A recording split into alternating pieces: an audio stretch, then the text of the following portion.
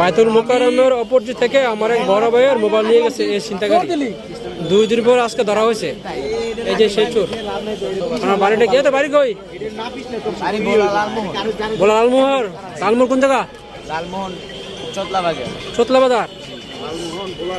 Lalmohan bowler এই চোর প্রতিনিয়ত মানুষের ফোন গাড়ি থেকে চলন্ত বাস থেকে সে নিয়ে যায়। এই সে চোর ধরছি। আমাদের এক বড় ভাইয়ের কাছ থেকে মোবাইল নিয়ে গেছে আজকে 2 দিন।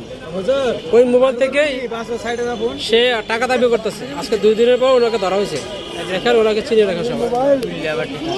সিমটা তুললা আবার সিমের থেকে ওই সিম থেকে যে সিম আমাদের বড় ভাইয়ের ওই সিম থেকে সে টাকা দাবি করতেছে।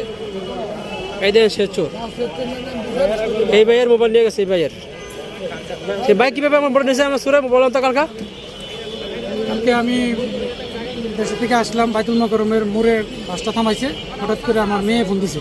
আচ্ছা, ফোনটা রিসিভ করার সাথে সাথে পাঁচজন থেকে থাপা দশে আমার হাতে থেকে মোবাইলটা নিয়ে গেছে। কে নিয়ে গেছে? সে নিয়ে গেছে। পরে আমি জানালাতে দেখলাম সে দৌড় মারছে। তোর মারছে? গাড়ির মধ্যে ভিড় ছিল, আমি নামতে পারছি না। সবাই কইছে আরে দৌড় দৌড়।